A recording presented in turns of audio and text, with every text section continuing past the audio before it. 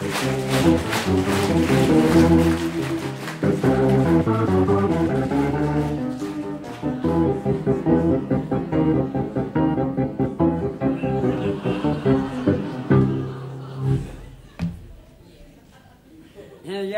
kommer lige henne fra rejsebureauet.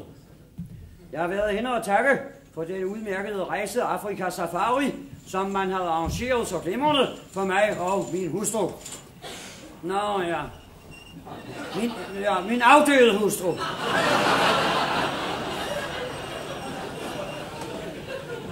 Det var en uforglemmelig oplevelse. Og jeg kan love dem, der var dramatik i luften lige fra starten. Gang på gang svævede vi i den yderste livsfare. Men vi nåede der gudskelov velbeholdende til Kastrup Lufthavn. Her fik vi udleveret en pille. Og så spurgte jeg, hvad er det for? Og så sagde de, det er imod luftsyge. Og så fik vi udleveret et lille fotografi af Jens Otto Krag. Og så sagde jeg, hvad er det for? Og så sagde de, det er imod hjemve.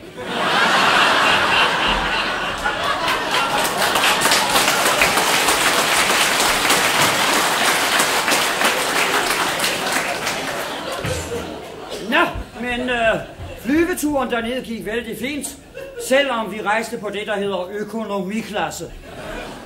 Det er der, hvor stewardesserne er over 50 år gamle.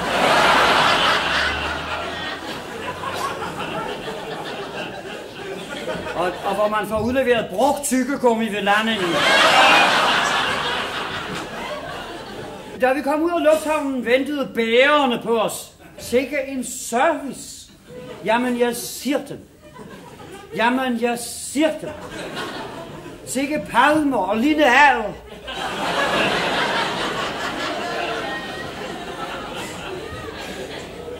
Allerede næste dag blev jeg bidt af en skorpion. En skorpion. Altså ikke min hustru. Nej, herre Gud, nej, det var sådan. Nej, hvor herre bevar mig vel. Nej, Gud, nej, bevar Gud, herre Gud. Nej, hun var vandmand. Nej, det var en rigtig levende skorpion. Og sådan nogen kan jo også være livsfarlige. Så jeg besluttede mig til at tage en afstikker fra safarien ind i junglen for at finde en medicinmand. Og det gjorde jeg så, og jeg gik dybt ind i junglen. Da jeg havde gået nogle tid, så jeg noget, som godt kunne ligne en skovbrand. Men det var det nu ikke. Det viste sig at være en ildflue, som uheldigvis var kommet til at flyve op i røven på en krudtugle.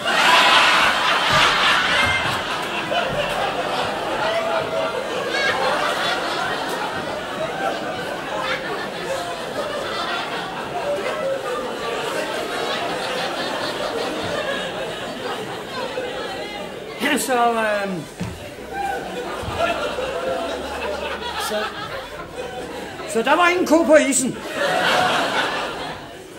Nå, men jeg gik videre ind i junglen, og tænk, midt og dybt inde i tykningen, jeg siger det, mine damer og herrer, tykningen, så jeg pludselig en hvid mand. Og så tænkte jeg, nu har jeg gjort mit livs store opdagelse. Så jeg gik hen til ham og sagde, Dr. Livingstone, I presume. Og så sagde han, hold kæft. Det er Georg Hansen fra det lille apotek.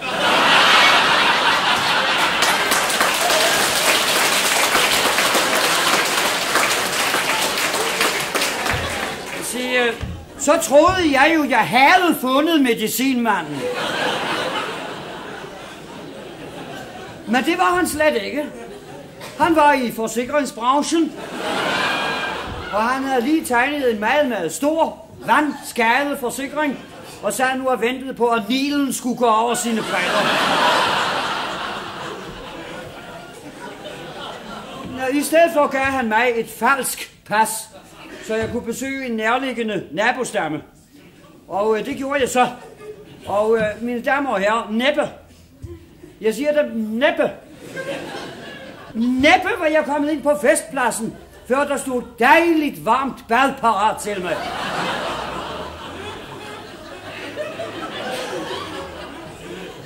Godt nok var vandet lidt vel varmt.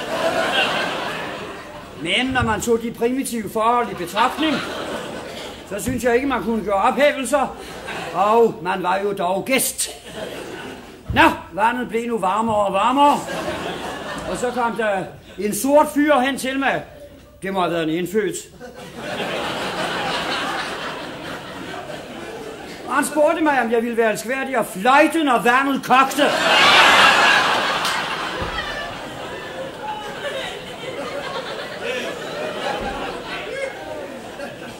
Nå, men vandet blev nu for varmt. Så jeg steg ud og gik over til høvdingen, som stod ved sin hytte, sammen med en ganske ung pige, meget yndig, for øvrigt, det må have været hans datter. Og hun kastede sig straks om halsen på mig og sagde, at du er lige til at spise, og det blev hun ved med. Det blev hun ved med. Ja, jeg siger det, mine damer og herrer, det blev hun ved med. Lige til høvdingen afbrød hende og sagde, ikke tale med mad i munden. Så henvendte han sig til mig og sagde, at det var mit held, jeg var fra København. For ifølge deres nye forureningslove,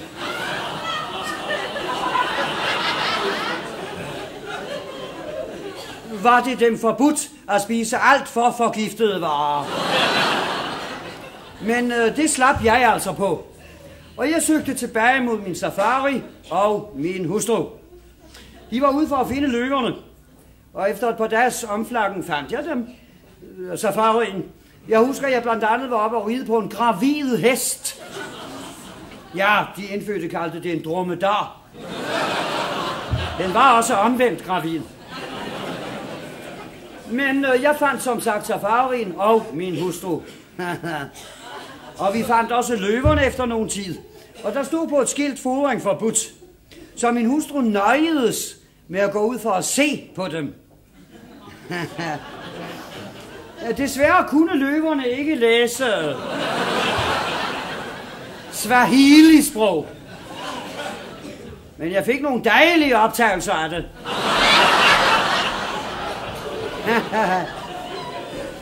Og sikke farver. Desværre fik min hustru jo ikke lejlighed til at se filmen. Men som hun altid plejer at sige, jeg er altid så dårlig på billeder.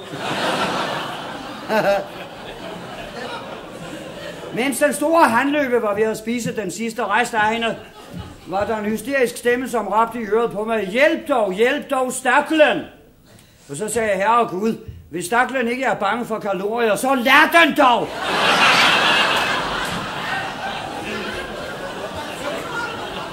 Og jeg har aldrig kunnet tåle at se dyr sulte.